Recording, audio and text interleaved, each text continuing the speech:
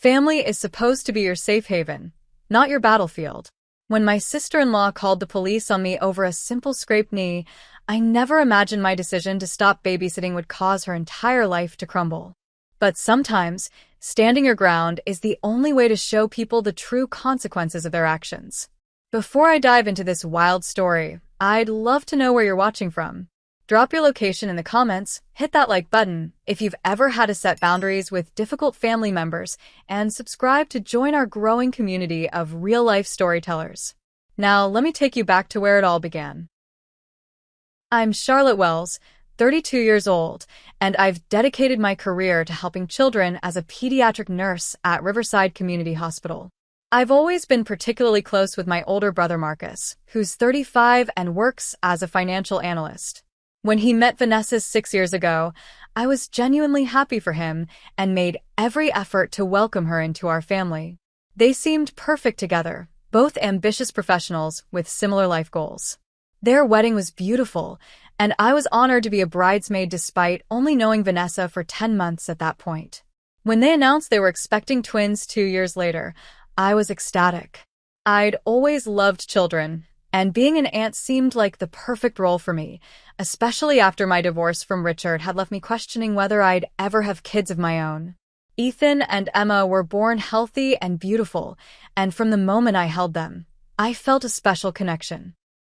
At first, my relationship with Vanessa was cordial. We weren't best friends, but we respected each other and could enjoy family gatherings without tension. I noticed she could be a bit particular about things, the twins' schedule, what they ate, who held them, but I chalked it up to new mom anxiety and tried to be understanding. After my divorce 3 years ago, I moved back to my hometown of Millfield to be closer to family. I bought a small but comfortable 2-bedroom house just 15 minutes from Marcus and Vanessa's place, and about 20 minutes from our parents, Eleanor and Howard. Mom and Dad were thrilled to have both their children nearby, especially with the grandkids to dote on. As the twins grew from babies to toddlers, I spent more and more time with them. When they turned 2, Vanessa mentioned she wanted to go back to work part-time at a local boutique, but was struggling to find affordable childcare. I immediately offered to help, since my nursing schedule gave me 3 days off each week. It seemed like the perfect arrangement. I got quality time with my niece and nephew, and Marcus and Vanessa saved money on childcare. For about 2 years, this system worked well. The kids and I developed wonderful routines. We'd go to the park, visit the library for story time, bake cookies, and create art projects. Ethan was always more reserved, with a thoughtful nature that reminded me of Marcus as a child. Emma was the adventurous one, fearless and chatty, always ready to try new things. I treasured our time together and felt proud watching them grow and develop. But looking back, I can see the warning signs in Vanessa's behavior that I chose to ignore. She'd sometimes make passive-aggressive comments about my apartment being too small for active children, or question why I let the kids have an extra snack. She'd inspect the twins from head to toe when she picked them up, as if looking for evidence of neglect or mistakes in my care. My colleagues at the hospital often commented on what a devoted aunt I was, and I built my schedule around being available for the twins. I never asked for payment. These were my family members, not a job, though occasionally Marcus would bring me dinner or help me with home repairs as a thank you. Our parents tried to maintain a balanced relationship with both Marcus and me. Dad, a retired high school principal, was always the diplomatic one, while Mom tended to speak her mind more freely. They adored their grandchildren and supported Marcus and Vanessa, but Mom occasionally mentioned to me that she found Vanessa a bit high-strung. The past 3 months before the incident, tensions had been rising. Vanessa began texting me constantly while I was with the children, demanding updates and photos every hour. She criticized my choices more openly, questioning why I took them to a public playground instead of the cleaner one in her neighborhood, or complaining that I returned them too tired or too hyper. I tried to accommodate her concerns while gently establishing that I was competent to make basic childcare decisions. The weekend before everything exploded, Vanessa had made a comment at a family dinner that still stung. It's nice that Charlotte has the twins to practice with, since she doesn't have children of her own. The implication that I was using her children as substitutes for my own hurt deeply, but I swallowed my pride and let it go for the sake of family harmony.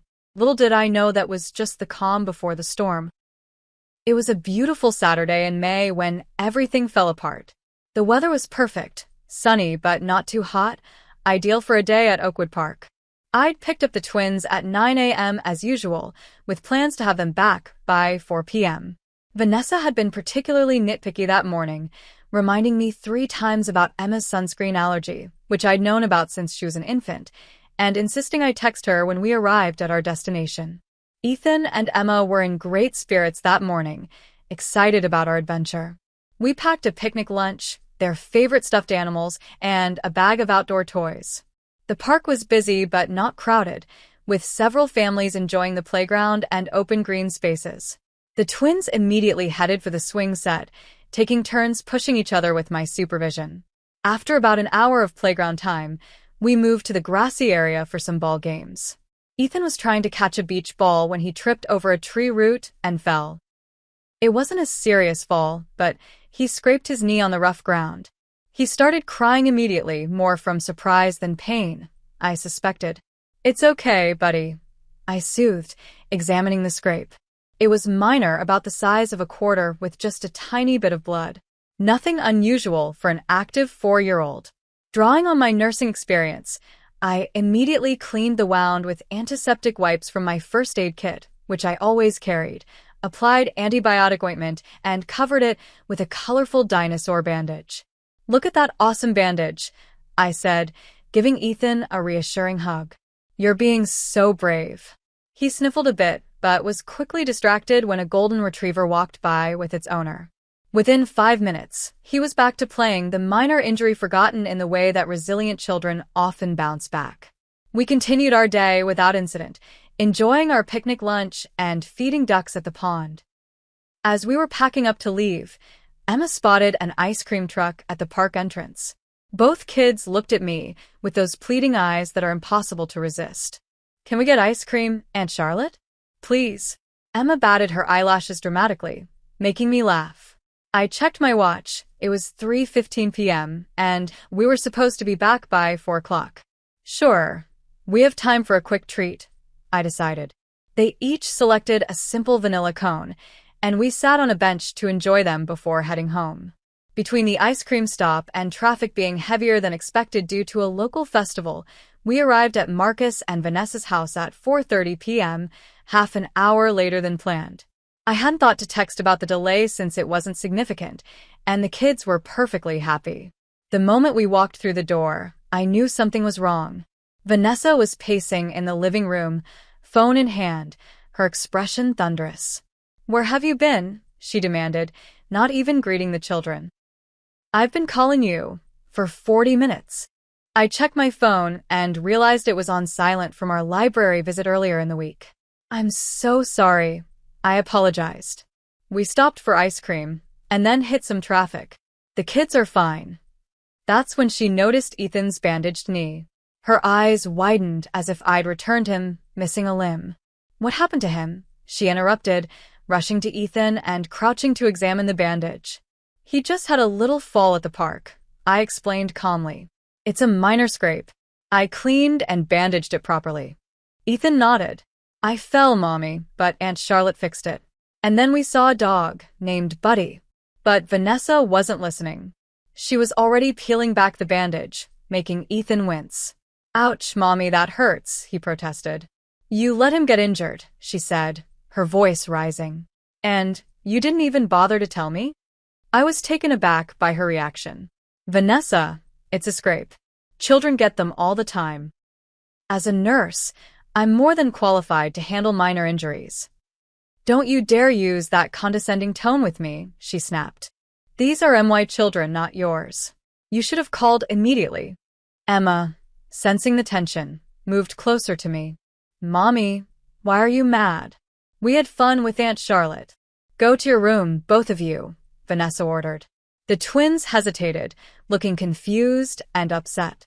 "It's okay," I told them gently. "Go play in your room for a bit while Mommy and I talk." Once they were upstairs, Vanessa unleashed her fury. "You were late, you didn't answer your phone, You let Ethan get hurt, and you gave them sugar right before dinner. You're completely irresponsible. That's unfair, I replied, keeping my voice steady despite my rising anger. It was half an hour, Vanessa. And accidents happen. He's perfectly fine. How would you know what's fine for children? You don't have any of your own, she spat, echoing her hurtful comment from the previous weekend. That stung, but I remained professional. I may not be a mother, but I am a pediatric nurse with years of experience. That scrape doesn't even need a bandage medically. I just put one on because kids like them. Well, I've had enough of your so-called expertise, Vanessa declared, picking up her phone. I'm calling the police. I thought she was bluffing. The police? For what? Child endangerment, she said coldly, already dialing. You returned my son injured and failed to notify me. I stood there in shock as she actually made the call, describing the situation as if I'd brought Ethan home with a broken limb and deliberately kept her in the dark. I could hear the dispatcher questioning the severity, but Vanessa insisted they send someone immediately. 20 minutes later, Officer Calvin Thompson arrived at the house. By then, I had moved to the kitchen, trying to process what was happening. The twins had come downstairs, sensing something was wrong. Officer Thompson was professional, but clearly puzzled by the call. He spoke with Vanessa first, then asked to speak with me privately. Ma'am, can you explain what happened today? He asked. I recounted the events calmly, showing him my credentials as a registered nurse and explaining my relationship to the children. May I see the injury in question? He requested. We called Ethan over, who was confused by all the attention. Officer Thompson examined the small scrape, now barely visible beneath the bandage. And you treated this with proper first aid? He confirmed. Yes, antiseptic cleaning, antibiotic ointment, and a bandage, though medically the bandage wasn't necessary, it was just to make him feel better, I explained. Emma piped up unexpectedly. Aunt Charlotte always takes care of us. She has a special doctor bag and everything. Officer Thompson smiled at her, then asked both children a few gentle questions about their day. Their answers clearly indicated they'd had a wonderful time and felt safe with me. Just as he was wrapping up, Marcus arrived home, looking confused and alarmed to find a police car in his driveway. What's going on? He asked, looking between Vanessa and me. Your wife called the police because Ethan scraped his knee at the park, I said, unable to keep the hurt from my voice. Officer Thompson took Marcus aside and explained the situation. I could see my brother's face cycling through confusion, embarrassment, and anger. When they finished talking, Officer Thompson addressed us all. I don't see any evidence of negligence or endangerment here, he stated firmly. This appears to be a routine childhood injury that was properly treated. Mrs. Wells, he turned to Vanessa, I should warn you that filing false reports is taken seriously. In the future, please reserve emergency services for actual emergencies. Vanessa's face flushed red. So, you're just going to let her off the hook? She brought my son home injured. Kids get scrapes, ma'am, Officer Thompson replied patiently. It's part of growing up. Now, I'll be on my way. I suggest you folks work this out as a family. After he left, the silence in the house was deafening. The twins were clinging to Marcus, who looked shell-shocked. Vanessa stood with her arms crossed, unrepentant.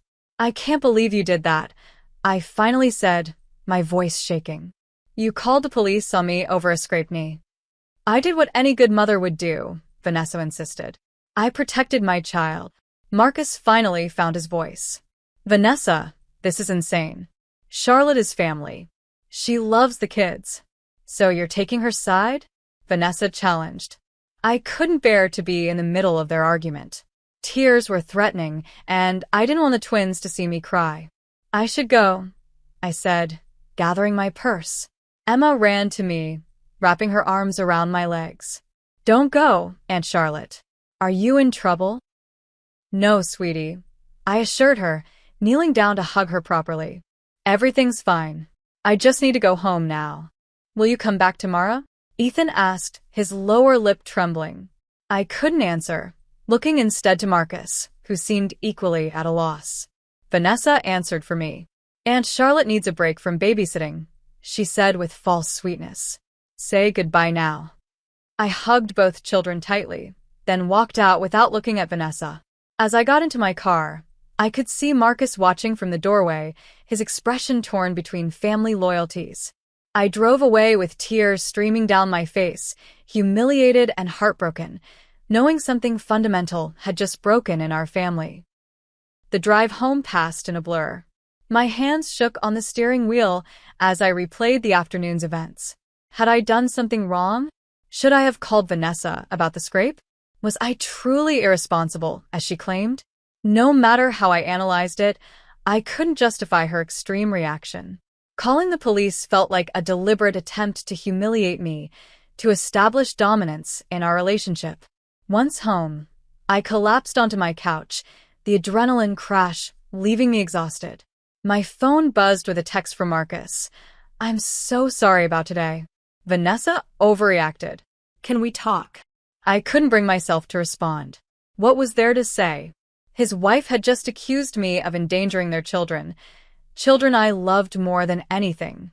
If he couldn't stand up to her in the moment, what difference would a phone call make now? An hour later, my doorbell rang. I opened it to find Marcus standing there, looking haggard. "Can I come in?" he asked softly. I stepped aside without a word. We sat in my small living room, the silence stretching between us. "Charlotte, I don't know what to say," he finally began. "What Vanessa did was wrong." "Then why didn't you stop her?" I demanded, hurt making my voice sharp. "I wasn't there when she called. By the time I got home, the officer was already there." He ran a hand through his hair. "Look, she's been under a lot of stress lately with work, and she's always been overprotective of the kids." "Don't make excuses for her," I interrupted. This wasn't being protective. This was vindictive. Marcus sighed heavily. "You're right. I know you're right. But she's my wife, and I'm your sister." I finished for him. The sister who's been providing free childcare for your kids for 2 years without complaint. The sister who loves those children like they're my own. "I know," he said miserably. "What can I do to fix this?" I took a deep breath, the decision crystallizing in my mind. "Nothing. But I need you to understand something. I won't be babysitting anymore. Not after this." "Charlotte, please." "No," I said firmly. "Vanessa crossed a line today that can't be uncrossed. She called the police on me, Marcus. Do you understand what that could have done to my career if the officer had been less reasonable? I could have faced questions at work, had my judgment as a nurse called into doubt." He looked stricken. "She didn't think about that." "Exactly. She didn't think, or worse, she didn't care." I wiped away a stray tear. "I love Ethan and Emma, and I want to be part of their lives, but I will not put myself in a position where Vanessa has power over me again." Marcus stayed for another hour, alternating between apologizing and trying to convince me to reconsider. Eventually, he left with my decision unchanged, promising to talk to Vanessa about making amends. The next morning, I called my best friend Olivia for coffee. I needed an outside perspective from someone who wasn't family. "She did what?" Olivia exclaimed when I told her the story. "Over a scraped knee? Girl, that is beyond ridiculous. Am I overreacting by refusing to babysit anymore?" I asked, still second-guessing myself. "Absolutely not," Olivia assured me. "If anything, you're underreacting. I wouldn't even be speaking to her after that kind of stunt." Olivia's validation helped, but it didn't ease the ache of missing the twins. For 2 years, they had been a central part of my life. I'd arranged my work schedule around them, planned activities for us, watched them grow and develop. The thought of not seeing their smiling faces multiple times a week left a hole in my heart. Still, I remained resolute. This wasn't just about pride, it was about setting necessary boundaries. I couldn't be in a caretaking position for children whose mother might call authorities on me over trivial matters. The risk was too great, both personally and professionally. The first family dinner at my parents' house the following Sunday was excruciating. Mom had insisted everyone attend, determined to clear the air and restore family harmony. Vanessa arrived with Marcus and the twins, acting as if nothing had happened. She air-kissed my cheek and made small talk about the weather while I stood rigidly, responding with monosyllables. The twins, thankfully oblivious to the tension, were delighted to see me. Emma presented me with a drawing she'd made, stick figures labeled Emma, Ethan, and Aunt Charlotte. Her spelling was still developing, at what appeared to be a park. Ethan showed me that his knee was all better now, pulling up his pants leg as proof. Their innocent affection nearly broke my resolve. During dinner, Mom and Dad maintained a steady stream of neutral conversation while Vanessa smiled pleasantly, occasionally directing pointed comments my way. The twins have been asking when they get to go to Aunt Charlotte's again. They just love their little adventures with you. I remained noncommittal, focusing on my meal and directing most of my attention to the children. After dinner, while Vanessa was helping Mom with dessert, Marcus pulled me aside in the hallway. "Have you thought any more about what we discussed?" he asked hopefully. "My decision hasn't changed," I said quietly but firmly. "Charlotte, she knows she overreacted. She just won't admit it directly." "Has she actually said that to you?" I challenged. Marcus hesitated. "Not in those exact words, but that's what I thought." I crossed my arms. "Look, I love Ethan and Emma, and I'm happy to spend time with them at family gatherings or even take them out occasionally with you present. But I won't be the regular childcare provider anymore."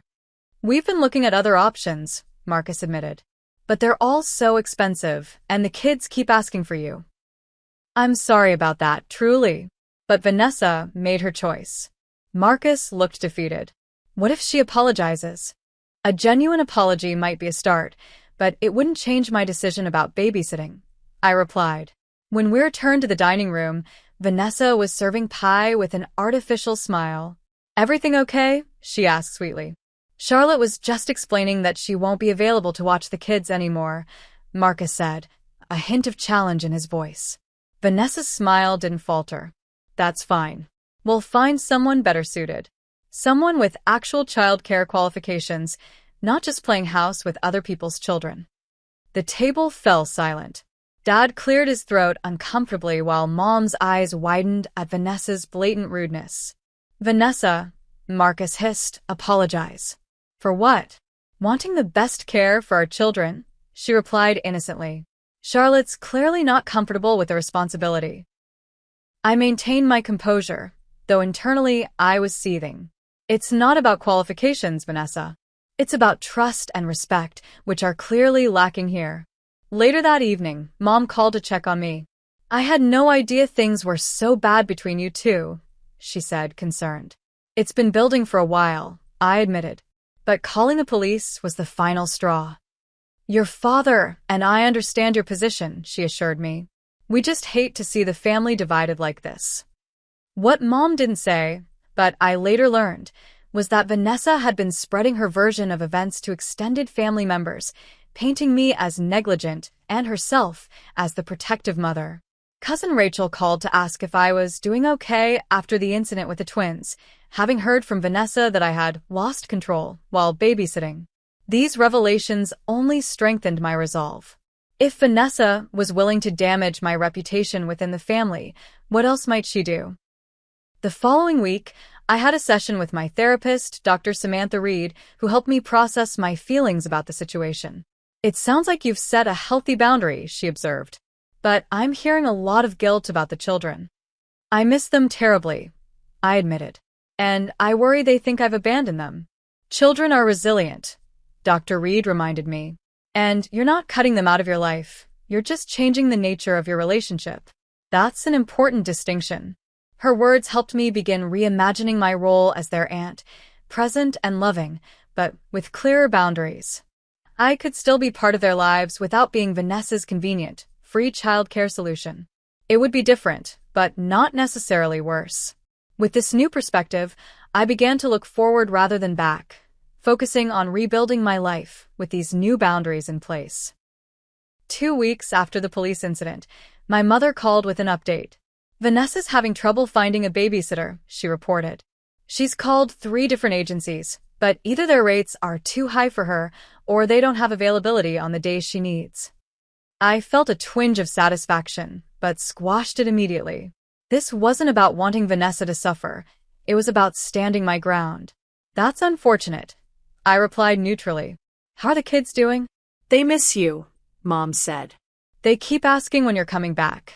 Vanessa tells them you're too busy, but Emma's not buying it. She's quite perceptive for a 4-year-old. That hurt to hear, but I reminded myself that Vanessa was the one creating this narrative, not me. Next time you see them, please tell them I miss them too. Maybe we could arrange a playdate at the park or something with you there as well. A few days later, Dad mentioned that Marcus had taken 3 personal days off work to stay with the kids because Vanessa couldn't find coverage for her shifts at the boutique. Given Marcus's position at the financial firm, taking unexpected time off wasn't ideal for his career. Meanwhile, Vanessa's social media activity told its own story. Her Instagram, once filled with perfectly staged family photos and humble brags about her amazing balance of motherhood and career, had shifted dramatically. Now she was posting desperate pleas. Any recommendations for reliable childcare in the Millfield area? So hard to find good help these days. And why is quality childcare so expensive? Working moms can't catch a break. I didn't engage with these posts, but I noticed the limited responses she received. It seemed Vanessa's reputation for being demanding had preceded her in our relatively small community. My former colleague Heather, whose daughter attended the same preschool as the twins, provided another perspective over lunch one day. Vanessa cornered me in the parking lot yesterday, she revealed. Asked if I knew anyone who could watch the twins for reasonable rates. When I suggested the after-school program, she scoffed and said it was glorified warehousing of children. I think she's realizing what a good deal she had with you. Heather also mentioned that the twins had been acting out at preschool. Emma had a meltdown during circle time yesterday, saying she wanted her Aunt Charlotte. The teacher said it's not the first time. This news pierced my heart. I hadn't anticipated how my absence might affect the children emotionally. Was I punishing them for their mother's actions? But then I reminded myself that I had offered to see them in other contexts. It was Vanessa who was creating an all-or-nothing situation. According to Mom, who still saw the family regularly, Vanessa and Marcus had hired a college student named Ashley to watch the kids 2 days a week, but she charged $15 per hour, significantly more than free, and wasn't available for the other days Vanessa worked. They were patching together coverage with my parents helping 1 day a week, though Mom made it clear they couldn't commit to more due to Dad's volunteer work and her book club and gardening commitments. Your father and I love the twins, Mom explained, but we're not looking to become primary caregivers at our age. We raised our children. The financial strain was becoming evident. Marcus had mentioned to Dad that they were considering pulling the twins from their swimming lessons to offset the childcare costs. Vanessa had also canceled her monthly spa day, a luxury she'd previously declared essential to her mental health. All this information came to me secondhand, as Vanessa and I weren't speaking directly. When we crossed paths at my parents' house, she was coldly polite, and I returned the same energy. Marcus looked increasingly stressed, the strain showing in the dark circles under his eyes and his distracted demeanor. About 3 weeks after the incident, Marcus called me late one evening. The twins have been asking about you constantly, he said without preamble. Would you consider coming over for dinner this weekend? Just to see them? Will Vanessa be okay with that? I asked skeptically. She suggested it, actually, he replied, though something in his tone made me doubt that. Marcus, is she really on board, or are you just saying that? His sigh told me everything. She didn't exactly suggest it, but she didn't object when I brought it up. The kids really miss you, Charlotte. I miss them too, I admitted. But I need to know this won't be another opportunity for Vanessa to create drama. I promise I'll be there the whole time, he assured me. No drama. I agreed tentatively, both eager and anxious about seeing the twins again. The dinner never happened, though, because 2 days later, Vanessa texted to cancel, citing a family emergency that later turned out to be nothing more urgent than Emma having a slight cold. Meanwhile, my parents reported that Vanessa had been trying to recruit other family members to help with childcare. She'd asked our cousin Megan, who had 3 children of her own, if she could add the twins to her routine 3 days a week. Megan had declined, citing her already full schedule. Vanessa had even approached my elderly Aunt Patricia, who was 72 and dealing with arthritis, suggesting the twins could keep her company during the day. Aunt Patricia had gently but firmly refused, telling Vanessa that while she loved seeing the children for short visits, full days of childcare were beyond her physical capabilities. These desperate attempts to secure free childcare were meeting with uniform rejection, leaving Vanessa increasingly frustrated and Marcus increasingly stressed. My feelings about the situation were complicated. There was a certain vindication in seeing Vanessa face the consequences of her actions, but I took no joy in the twins' distress or in Marcus's stress. I focused on self-care during this period, reconnecting with friends I'd neglected while prioritizing the twins, taking a pottery class I'd been interested in for years, and even going on a few casual dates. Then came the call I'd been half expecting. About a month after the incident, Marcus phoned me sounding utterly defeated. "Charlotte, I hate to ask this," he began, "but is there any chance you'd reconsider watching the kids, even just occasionally? Vanessa's manager at the boutique has threatened to reduce her hours if she can't maintain a reliable schedule, and we're running out of options." "Has Vanessa agreed to this request?" I asked, already knowing the answer. "Not exactly," he admitted. "But she's desperate, Charlotte. We both are." "I'm sorry, Marcus, I truly am. But my answer hasn't changed. I'm happy to spend time with the twins, but not as your childcare solution, especially not without a genuine acknowledgement from Vanessa about what happened." "She's too proud to admit she was wrong," Marcus said, frustration evident in his voice. "Then I'm afraid we're at an impasse," I replied gently. "This isn't about punishing her, Marcus. It's about protecting myself." After we hung up, I felt a renewed sense of sadness, but also certainty that I was doing the right thing. Vanessa needed to understand that actions have consequences, a lesson she was clearly struggling to accept. 1 month after the incident, the situation escalated dramatically. Marcus called me on a Tuesday evening, his voice strained. "Vanessa lost her job today," he said without preamble. "What happened?" I asked, genuinely concerned despite everything. "She's missed too many shifts or shown up late. The final straw was yesterday. The babysitter canceled last minute. Vanessa couldn't find a replacement, and she had to call out again." He sounded exhausted. "Her manager said they need someone more reliable." I felt a pang of empathy. Losing a job was serious, even if it was a part-time position at a boutique. "I'm sorry to hear that, Marcus. How's she taking it?" "Not well," he admitted. "She's blaming everyone but herself, the babysitter, her boss, even the twins for getting sick too often. And," he hesitated, "she's blaming you." "Me?" I couldn't hide my disbelief. "How is this possibly my fault? She says if you hadn't abandoned the family, none of this would have happened." The quotation marks were audible in his tone. "Charlotte, things are really bad at home. We're fighting constantly. The kids are picking up on it. I'm starting to think." He trailed off. "What, Marcus?" "I'm considering a separation," he said quietly. "I can't live like this anymore. She refuses to take any responsibility for anything. It's always someone else's fault." This revelation hit me hard. Despite everything, I hadn't wanted their marriage to fail, especially with the twins involved. "Are you sure? Have you tried counseling?" "I've suggested it 3 times. She refuses, says there's nothing wrong with her. It's everyone else who's the problem." He sounded defeated. "Could we meet for coffee tomorrow?" Just you and me? I could use some advice from someone who knows the whole picture. We arranged to meet at a small cafe halfway between our workplaces the next day. Marcus arrived looking like he hadn't slept, his usually crisp work shirt wrinkled, his hair unkempt. "I don't know what to do," he confessed after ordering coffee. "I love Vanessa, or at least I loved the woman I thought she was. But this past month has shown me a side of her I can't ignore anymore. The control issues, the refusal to accept responsibility, the way she manipulates situations to make herself the victim, it's exhausting." "How long has it been this way?" I asked gently. Looking back, I think the signs were always there, but I excused them.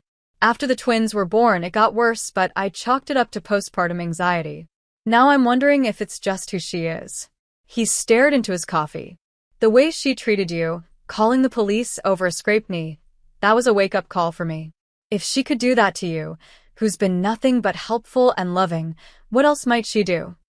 We talked for over an hour, with Marcus unpacking years of relationship dynamics I hadn't been privy to. I tried to listen without judgment, offering support without pushing him toward any particular decision. Whatever you decide, I'm here for you, I assured him as we parted. And for the twins, always. 3 days later, fate intervened in an unexpected way. I was in the cereal aisle at Martin's grocery when I heard a familiar voice shouting, "Aunt Charlotte." I turned to see Emma running toward me, with Ethan close behind. Vanessa was at the end of the aisle, looking surprised and then annoyed. Emma threw herself into my arms, and I hugged her tightly, fighting back tears. "I missed you so much," she declared. Ethan joined the hug more reservedly, but clung just as tightly.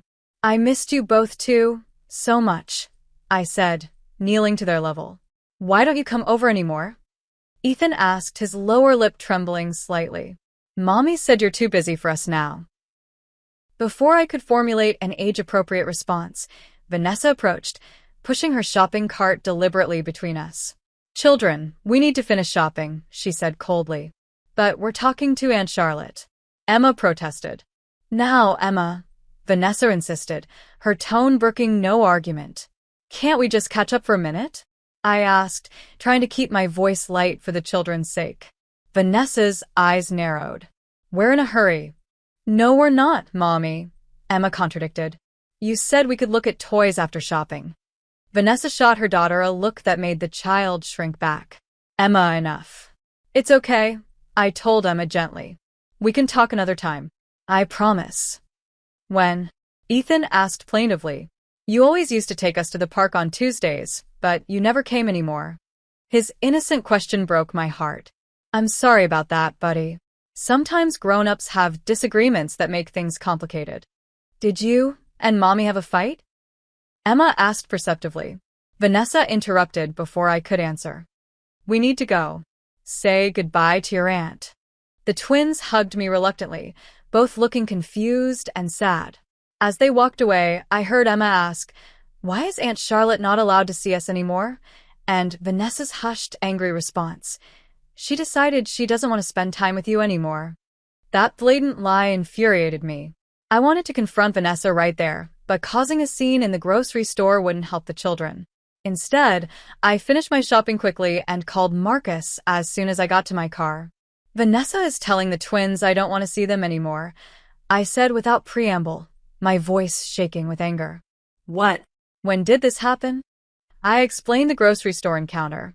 Marcus swore under his breath. I had no idea she was saying that. No wonder they've been so confused and upset. "Marcus, that's parental alienation. It's harmful to the kids." "I know," he said grimly. "This is the last straw.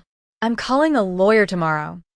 That night, Marcus called again, sounding more resolved than I'd heard him in weeks.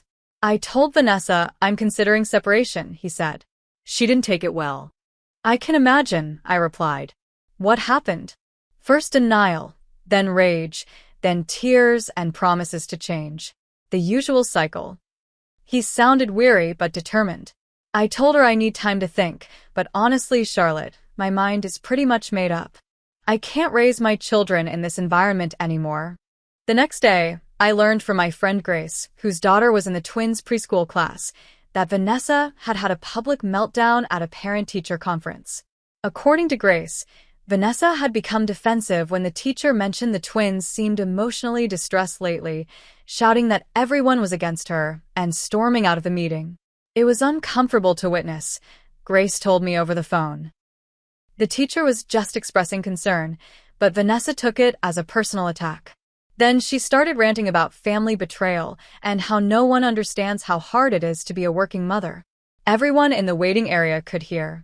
Word of this incident reached my parents, who finally took a firmer stance on the situation. Mom called me that evening. "Your father and I have been trying to stay neutral," she began, "but after what happened at the school today, we can't pretend anymore. Vanessa's behavior is affecting the twins, and that's not acceptable." Their support meant more than I could express. For weeks, I'd felt like I might be overreacting or being too harsh in my judgment of Vanessa. Having my parents validate my concerns was deeply reassuring. The next morning, I received a text from Vanessa.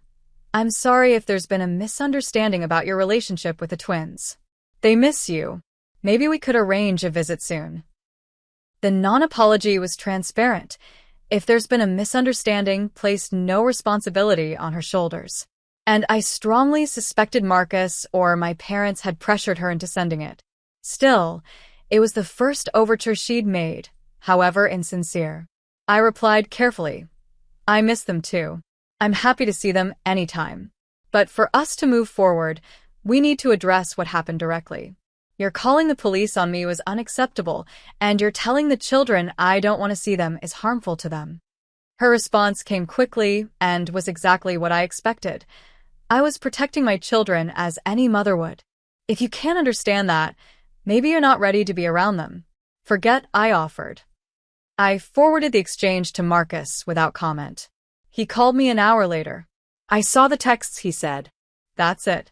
I'm done trying. I've called a lawyer, and I'm looking for an apartment. The marriage is over." While I felt sad for my brother and the twins, I couldn't help but feel this was the right decision. Sometimes relationships become too toxic to salvage, and from everything I'd seen and heard, Vanessa wasn't interested in taking responsibility or making changes. The stage was set for the final confrontation, which would come sooner than any of us expected. 6 weeks after the original incident, our father Howard's 65th birthday provided the backdrop for the breaking point in this family drama. Mom had planned a small celebration at their house, just immediate family, given the ongoing tensions. She'd asked everyone to put aside their differences for one afternoon to honor Dad. I arrived early to help with preparations, setting up the backyard with balloons and a happy birthday banner. Mom was in the kitchen finalizing the cake, Dad's favorite lemon with cream cheese frosting.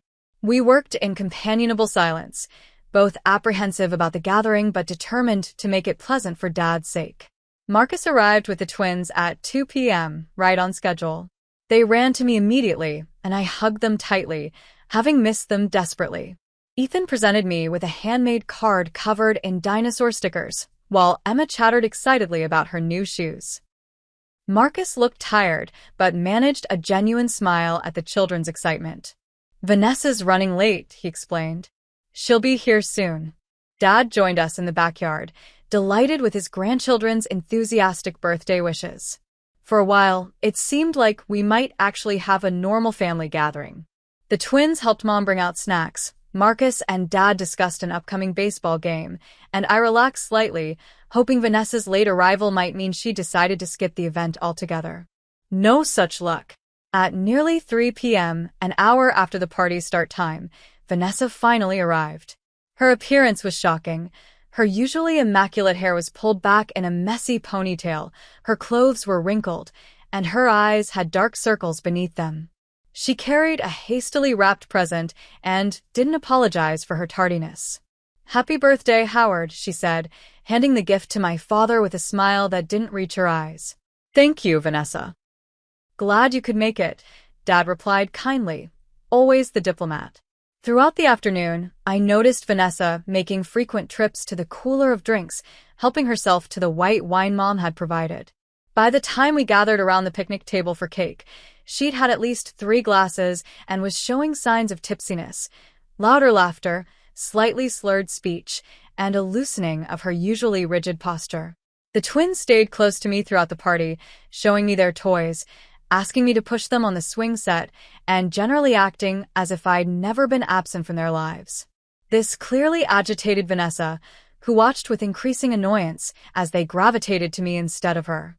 After cake and presents, the adults sat on the patio while the twins played on the lawn. Vanessa, now on her 4th glass of wine, kept staring at me with barely concealed hostility.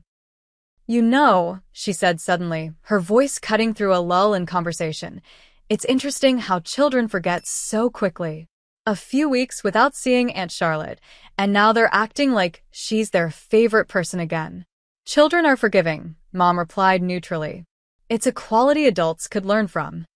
Or maybe they're just easily manipulated," Vanessa countered, swirling her wine.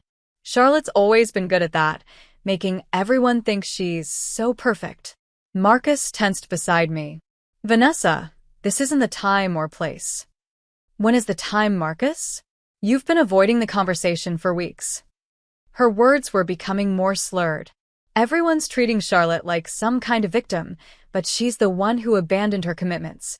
After you called the police on me, I reminded her quietly, trying to keep my composure. Oh, here we go again with that. Vanessa rolled her eyes dramatically. One little phone call, and she falls apart. Dad intervened, attempting to change the subject. How about we open another present? But Vanessa wasn't finished. You want to know the truth? She asked, leaning forward unsteadily. I called the police to teach Charlotte a lesson. She needed to understand those are my children, not hers. She was getting too attached, acting like their mother instead of their aunt. The patio fell silent. Even the twins, sensing the tension, stopped playing and looked over. You did what? Marcus asked, his voice dangerously quiet. Oh, don't act surprised, Vanessa scoffed. You know how she is with them. Always trying to one-up me, showing off her nursing knowledge, making me look incompetent. Someone needed to put her in her place. I sat frozen, both vindicated and horrified by her admission. All these weeks, I'd wondered if I'd overreacted, if perhaps Vanessa had genuinely believed Ethan was in danger. Now the truth was laid bare. She'd weaponized law enforcement in a petty power play. Marcus stood up slowly. Let me get this straight. You called the police on my sister, risked her reputation and career, traumatized our children, all because you were jealous of her relationship with them? Don't be so dramatic, Vanessa slurred. Nothing happened to her. The cops saw it was nothing. That's not the point. Marcus's voice rose. You filed a false report. You lied to the police. You've been lying to everyone, including our children, telling them Charlotte doesn't want to see them. Mom quickly moved toward the twins. Come on, sweethearts, let's go inside and find some ice cream. She ushered them into the house, Dad following to assist, leaving the three of us on the patio. Once the children were out of earshot, Marcus continued, his anger now unleashed. All this time, you've been making Charlotte out to be the villain when you deliberately tried to hurt her. And for what? Because she loves our kids? Because they love her? They're my kids. Vanessa shouted, standing unsteadily. She needs to get her own family and stop trying to steal mine. Charlotte didn't steal anything, Marcus replied coldly. She gave our children love and attention, which is more than you've been doing lately. All you do is complain about how hard everything is, how no one helps you enough, how everyone's against you. Throughout this exchange, I remained seated, watching the marriage implode before my eyes. Part of me wanted to intervene, to de-escalate, but another part recognized this confrontation was long overdue. Vanessa turned to me, eyes blazing. This is all your fault. Everything was fine until you turned everyone against me. I didn't turn anyone against you, Vanessa, I replied calmly. Your actions did that. Always so perfect, aren't you? She spat. Perfect Aunt Charlotte who never makes mistakes, who everyone loves more than me. This isn't about me, I said. It's about what you did, and the fact that you still don't see anything wrong with it. Because there wasn't anything wrong with it, she insisted. I was protecting my family. From what? Marcus demanded. From someone who loves them? From someone who's been there for them unconditionally? From someone who's never asked for anything in return for the countless hours she spent caring for our children? Vanessa had no answer for that. She grabbed her purse and stumbled toward the gate. I'm not listening to this anymore. You've all made up your minds anyway. Vanessa, you're in no condition to drive, Marcus called after her. Don't tell me what to do, she shouted back, fumbling with her car keys. Marcus followed her, taking the keys from her hand. I'll call you an Uber. We're not adding a DUI to today's disasters. While Marcus dealt with Vanessa's departure, I sat alone on the patio, processing what had just happened. The confirmation that Vanessa had deliberately called the police to teach me a lesson was both vindicating and deeply disturbing. It revealed a level of calculation and malice I hadn't fully appreciated before. When Marcus returned, he sat heavily in the chair beside me. "I'm so sorry, Charlotte. I had no idea she did that intentionally. I suspected," I admitted. But hearing her say it out loud, "This marriage is over," he said with quiet certainty. "I should have ended it weeks ago." Mom and Dad came back outside, having settled the twins with a movie inside. "Is she gone?" Mom asked. Marcus nodded. "I put her in an Uber. She's heading to her sister's place." "What about the twins?" I asked. "They're staying with me tonight," Marcus replied. "We'll figure out the rest tomorrow." For the first time in 6 weeks, I felt the tension in my shoulders release slightly. Vanessa's true colors had been revealed to everyone, not just me. The family had witnessed her unfiltered jealousy and manipulation firsthand. While I took no pleasure in the collapse of my brother's marriage, there was relief in having the truth acknowledged. "We're sorry we didn't see it sooner," Dad said, placing a hand on my shoulder. "We should have believed you from the beginning." "You were trying to be fair to everyone," I assured him. "It's what good parents do." As the evening wound down, with Vanessa gone and the truth exposed, a new sense of solidarity formed among those of us remaining. This wasn't the happy birthday celebration we'd planned for Dad, but perhaps it was the catalyst our family needed to begin healing. The days following Dad's birthday party brought rapid changes to our family dynamic. True to his word, Marcus asked Vanessa for a trial separation the very next morning. According to him, she oscillated between rage and tearful pleas for another chance, but he remained firm. By the end of the week, she had moved in with her sister Pamela across town, taking only her personal belongings. With Vanessa out of the house, Marcus faced the challenge of balancing his full-time job with caring for the twins. When he called to ask if I would consider helping with childcare again, I agreed, but with clear parameters. "I'm happy to watch them 2 days a week," I told him. "But this is temporary, while you figure out a more permanent arrangement. And I want to be clear, I'm doing this for you and the twins, not as a return to the previous situation." My first day back with Ethan and Emma was emotional for all of us. They ran to me when I arrived at Marcus's house, hugging me tightly and talking over each other in their excitement to tell me everything I'd missed. "We got new puzzles," Emma exclaimed. "And I lost a tooth," Ethan added, showing me the gap in his smile. "I've missed you both so much," I told them honestly, kneeling to their level for proper hugs. While the twins were thrilled to have me back in their lives, I noticed subtle changes in their behavior.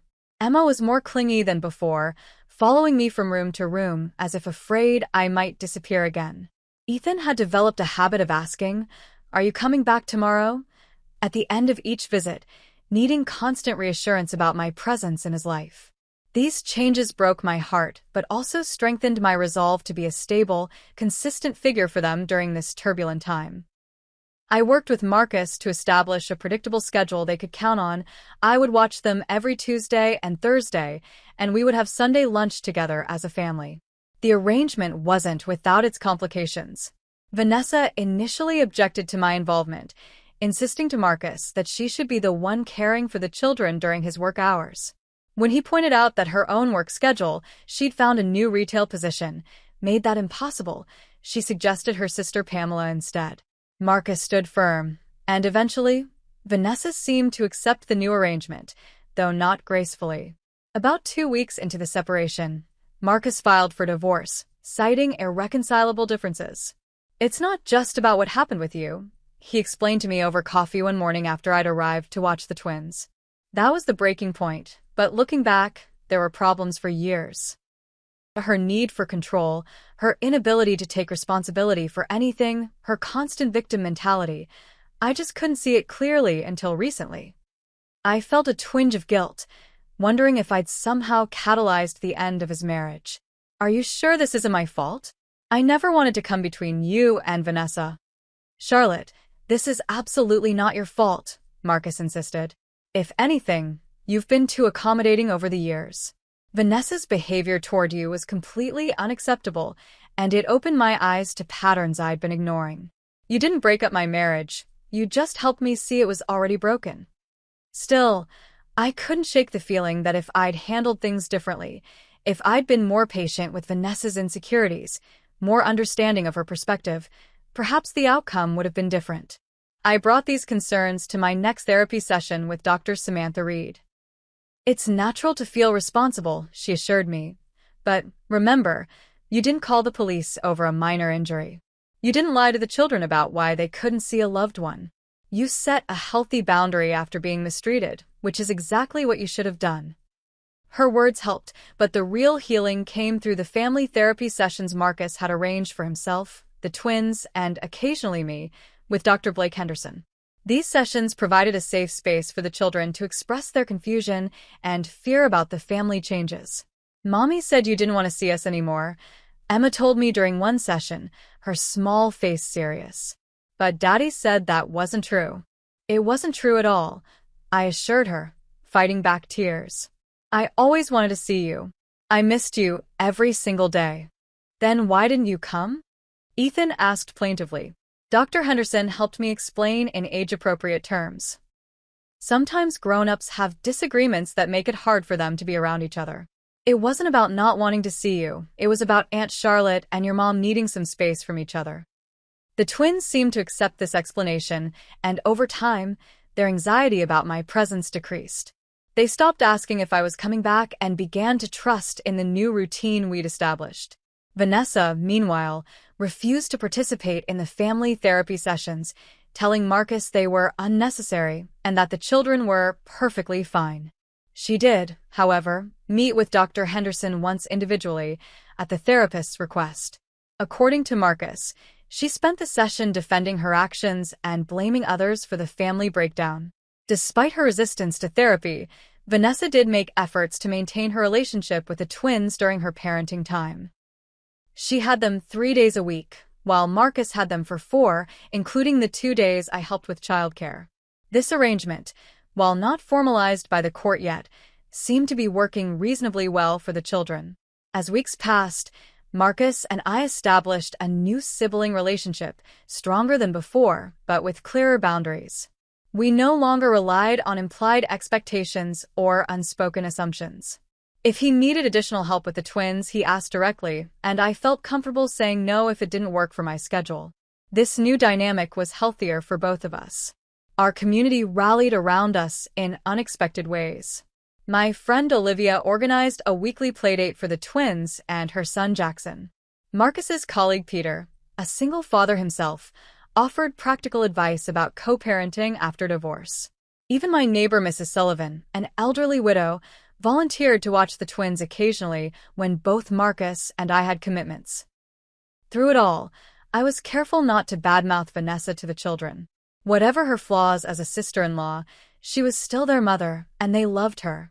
When they returned from time with her and shared stories about what they'd done, I listened with genuine interest and positive reinforcement. "Mommy took us to the zoo, and we saw penguins," Emma would exclaim. "That sounds wonderful," I'd reply. "Penguins are so cool. Did they swim while you watched them?" This neutral, supportive approach seemed to help the children navigate their new reality without feeling caught in the middle. Dr. Henderson commended this strategy during our sessions, noting that the twins showed fewer signs of stress than many children in similar situations. About 4 months after the separation, I met Julian Parker, a kind elementary school teacher, at a community fundraiser. Our connection was immediate, and we began dating casually. I was upfront with him about the family situation and my commitments to the twins. Far from being deterred, he seemed impressed by my dedication to my niece and nephew. "Family is important," he said simply. "You're doing the right thing." Julian's support and understanding added another positive dimension to my life, helping me remember that while being an aunt was an important role, it wasn't my only identity. We enjoyed quiet dinners, hiking trips, and cultural events on the days I wasn't with the twins, bringing a welcome balance to my life. As the 6-month mark of the original incident approached, I reflected on how much had changed. What had begun as a terrible, hurtful experience had ultimately led to healthier relationships and clearer boundaries for everyone. The twins were adjusting well to their new normal, Marcus seemed relieved and more relaxed despite the stress of divorce proceedings, and I had found a way to be present for my family without sacrificing my own well-being. 6 months after Vanessa called the police on me, our family had settled into a new equilibrium that, while different from before, felt more authentic and sustainable. Marcus and Vanessa's divorce was proceeding, with custody arrangements being the primary focus of mediation. The temporary schedule they'd established, Marcus having the twins 4 days a week, Vanessa 3, was working well enough that their lawyers recommended making it permanent. My role as aunt had been clearly redefined. I spent Tuesdays and Thursdays with the twins while Marcus worked, plus occasional weekends and family gatherings. This arrangement gave me the joy of being part of their lives without the burden of being their primary caregiver. I'd rediscovered my own interests and social life, creating a healthier balance than before. Perhaps the most surprising development came during a custody mediation session, when Vanessa apparently acknowledged, however grudgingly, that her reaction to Ethan's minor injury had been excessive. According to Marcus, she didn't offer a direct apology but did admit that calling the police might have been an overreaction to the situation. This small concession, while far from the genuine accountability I might have hoped for, represented progress. It suggested that even Vanessa recognized, on some level, that her behavior that day had crossed a line. The twins continued to thrive despite the family changes. Their preschool teacher reported that the behavioral issues they'd exhibited during the height of the conflict had largely resolved. Emma remained my little chatterbox, filling our days together with endless stories and questions. Ethan had developed a newfound interest in dinosaurs, proudly showing me his growing collection of plastic prehistoric creatures. Aunt Charlotte, did you know that Triceratops had 3 horns to protect itself from T-Rex? He informed me seriously during one of our days together. I did not know that, I replied with equal seriousness. That's very smart of them. Yeah, they had to protect themselves, he said, then added thoughtfully, like how Daddy protects us now.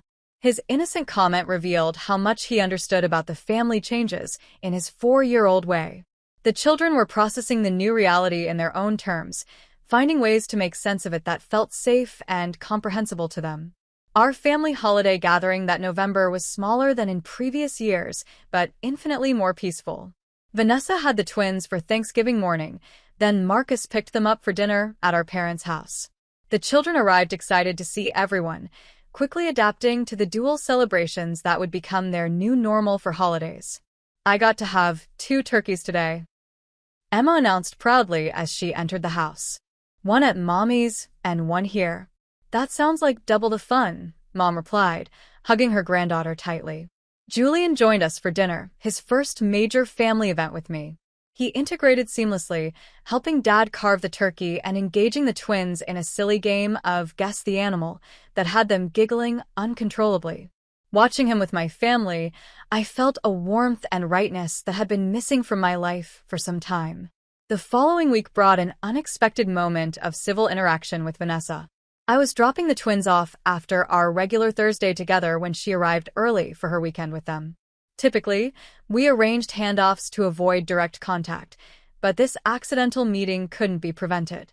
We stood awkwardly in Marcus's driveway as the twins gathered their backpacks from my car. They seem happy, Vanessa commented, watching them. They had a good day, I replied neutrally. We made holiday ornaments at the community center craft fair. She nodded, then said something that caught me completely off guard. It's good they have you in their lives. They've always been attached to you. The statement wasn't quite an apology or an admission of wrongdoing, but it was the closest thing to an olive branch she'd offered in 6 months. I decided to accept it in the spirit it seemed to be given. They're amazing kids, I replied simply. I'm lucky to be their aunt. Our interaction lasted less than a minute, but it felt significant.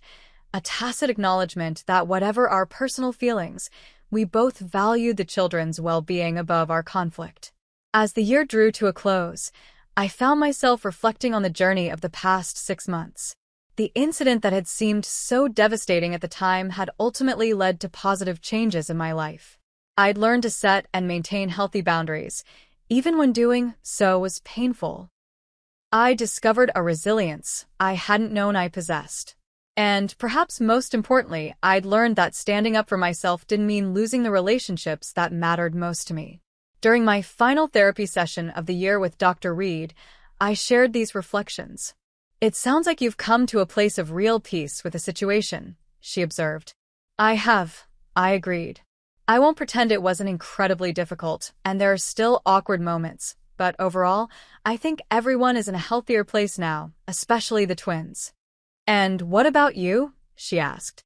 "How have you changed through this experience?" I considered the question carefully. "I'm more assertive now," I said finally. "I used to worry so much about keeping the peace that I'd ignore red flags or accept treatment I shouldn't have. Now I understand that healthy relationships require honest communication and mutual respect, even when that's uncomfortable in the moment." The following Sunday, Marcus and I took the twins ice skating at the holiday rink in the town square. As I watched him patiently teaching Emma to glide without falling, I felt a surge of pride in my brother. He'd faced an impossible situation and made the difficult choices necessary to create a healthier environment for his children. "Thank you," he said later, as we sat on a bench watching the twins throw bread to ducks in the park pond. "For everything, for being there for the kids, for standing your ground when I couldn't see things clearly, for not saying, 'I told you so,' even though you'd have every right." "That's what family does," I replied. "The real kind of family, not the perfect Instagram version, but the messy, complicated, showing up when it matters kind." "We're going to be okay, aren't we?" he asked, watching his children with a mixture of love and concern. "All of us." "We already are," I assured him, and in that moment, I truly believed it. As I look toward the future, I'm no longer afraid of Vanessa's impact on my life. I've established boundaries that protect me while allowing me to maintain my cherished relationship with Ethan and Emma. Marcus is finding his footing as a single father, growing more confident every day. The twins are resilient and adaptable, as children often are when surrounded by love and stability. And me? I'm moving forward with a clearer understanding of my worth and the courage to protect it. Sometimes standing your ground means watching someone else's carefully constructed reality crumble. But from those ruins, something more authentic and sustainable can emerge, if you're brave enough to wait for the dust to settle. What would you have done in my situation? Would you have stood your ground or tried to make peace for the sake of family harmony? Have you ever had to set difficult boundaries with family members? Share your thoughts in the comments below, and don't forget to like and subscribe if you found this story meaningful. I'm grateful to each of you for listening and being part of this journey with me. Remember, sometimes the hardest battles lead to the most important victories. Take care of yourselves and honor your own boundaries. You deserve nothing less.